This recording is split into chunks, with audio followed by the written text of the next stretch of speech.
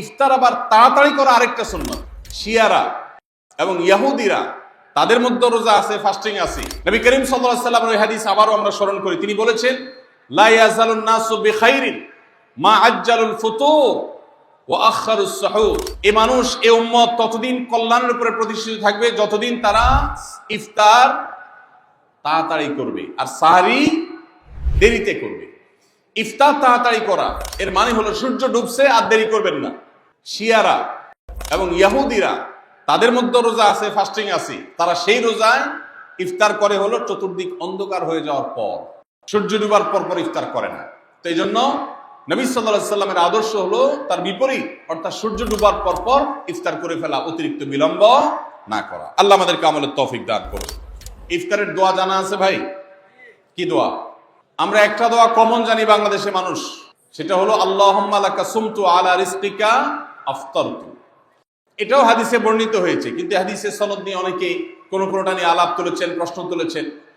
আল্লাহুম্মা লাকা সুমতু মানে হলো, হে আল্লাহ, আপনার উদ্দেশ্যে রোজা রেখেছি, ওয়া আলা রিজকিকা আফতারতু, এবং আপনার দেওয়া রিজিক দিয়ে ইফতার করেছি। আর ইফতারের আরেকটা দোয়া হলো যাহাবাজ জামা ওয়াবতাল্লাতিল উরুক ওয়া সাবাতাল আজরু ইনশাআল্লাহ। এটা একটা দোয়া। যদি এগুলো দোয়ামূলক নয়, আমরা দোয়া বলছি, এটা মূলত আল্লাহর কাছ থেকে একটা প্রত্যাশা। এর অর্থ হলো যাহাবাজ জামা, আমার পিপাসা দূর হয়ে গেছে, ওয়াবতাল্লাতিল উরুক, আমার শিরা উপশিরাগুলো সব সিক্ত হয়ে গেছে, ওয়া সাবাতাল আজরু ইনশাআল্লাহ, এবং আল্লাহ চাহেন তো এই রোজার বিনিময় আমার সাব্যস্ত হয়ে গেছে আল্লাহর কাছে, এটা স্থির হয়ে গেছে।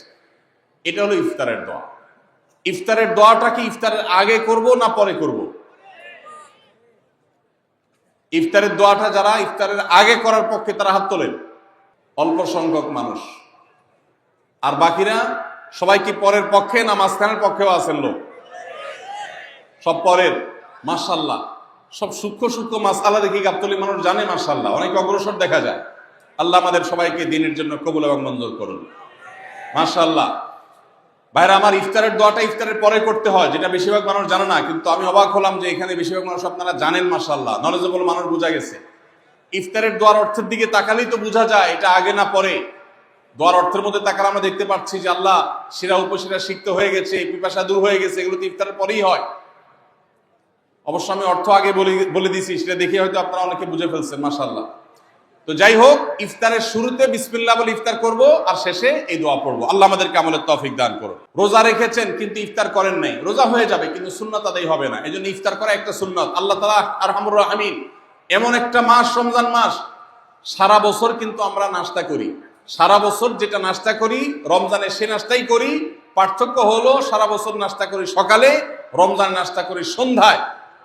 মানুষ দীর্ঘ সময় না খেয়ে থাকার পরে যে খাবার খায় সেটাকেই ব্রেকফাস্ট বলে, সেটাকেই নাস্তা বলে। আরবিতে যে ইফতার বলা হয়, এই ইফতার শব্দের অর্থ কিন্তু নাস্তা। ইফতার শব্দের অর্থ কি? নাস্তা। সারা বছর নাস্তা খেলে কোনো সওয়াব হবে, কিন্তু রমজান মাসে আপনি যদি সারাদিন উপবাস থাকার পর সন্ধ্যায় ব্রেকফাস্ট করেন, অর্থাৎ ইফতার করেন, তাহলে আল্লাহ তাআলা আপনাকে সুন্নাত পালন করার সওয়াব দিবেন।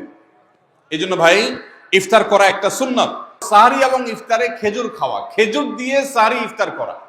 ইফতারে আপনি অন্য যা খান না খান, খেজুর দিয়ে খাবেন। নবী সাল্লাল্লাহু আলাইহি সাল্লাম আদা পাকা আদা খেজুর দিয়ে ইফতার করতেন, যেটাকে রোতাব বলা হয়। আর যদি সেটা না পাওয়া যেত, সাধারণ যে কোনো খেজুর, সেটাও না পাওয়া গেলে একটু পানি খেয়ে তারপর তিনি ইফতার করতেন। আমরা ইফতারে খেজুর খেতে হয় সুন্নাহ, এটা আমরা জানি, কিন্তু যেটা জানি না সেটা হলো সাহরিতে খেজুর খাওয়া।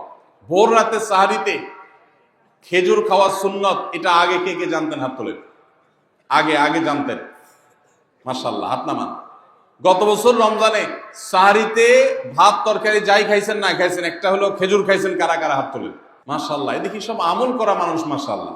তাহলে তার ওয়াজ টোয়াজের কোনো দরকার নেই। এত নলেজেবল মানুষ, এত আমলদার মানুষ যদি এলাকায় থাকে, তাহলে ওয়াজের দরকারটা কি? আল্লাহ আমাদের সবাইকে আমলের তৌফিক দান করুন। ভাইরা আমার, ইফতারে খেজুর খাওয়া যেমন সুন্নাত, সাহরিতেও খেজুর খাওয়া সুন্নাত, কিন্তু খেজুর খাওয়া কোনো ফরজ ওয়াজিব না। খেজুরের দাম বেশি হয়ে গেছে, আপনি কিন্তু অপারগ। যদি একটা খেজুরও পুরো রমজানে না খান, আপনার রোজার কোনো অসুবিধা হবে। তবে নবী সাল্লাল্লাহু আলাইহি সাল্লাম যেহেতু ইফতার এবং সাহরিতে খেজুর খেতেন, আর খেজুরে প্রচুর পরিমাণ সুগার আছে, উপকারী, যেটা মানুষের স্বাস্থ্যের জন্য উপকারী, প্রচুর পরিমাণ এনার্জি আছে, খাদ্য শক্তি আছে, সারাদিন রোজা রেখে আমাদের যে সুগারের ঘাটতি হয় সেটা পূরণ করার জন্য সহায়ক হয়। এই জন্য সাহরি এবং ইফতারে খেজুর খাওয়া এমনিতেও উপকারী। আর নবী সাল্লাল্লাহু আলাইহি ওয়াসাল্লামের সুন্নাহ, তিনি বলেছেন নি'মা সাহুরুল মুমিনি আত-তামার, ইমানদারের সাহারির আইটেমের মধ্যে সবচেয়ে বেস্ট উত্তম হলো খেজুর।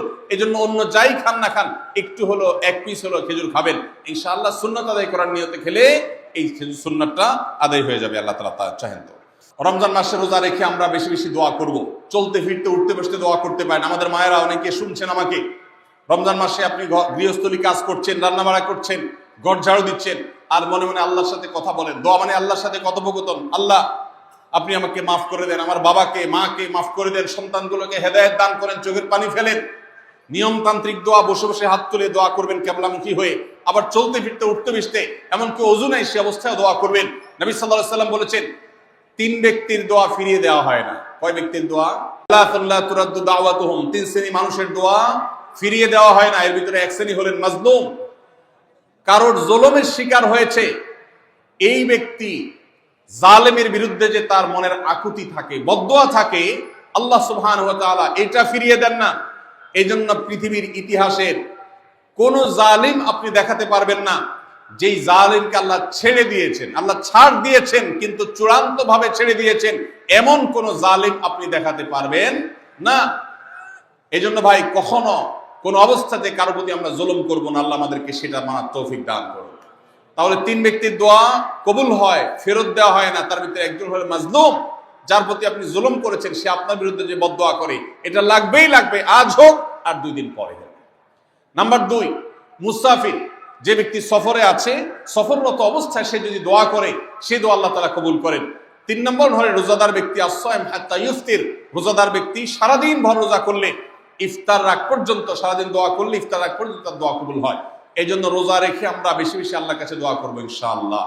চলতে ফিরতে উঠতে বসতে মনে মনে আল্লাহর সাথে কথা বললেন, চাওয়া তাওয়াকে পেশ করলেন, বাস এটাই হলো দোয়া। আস-সুন্নাহ ফাউন্ডেশন, উম্মার স্বার্থে সুন্নাহর সাথে।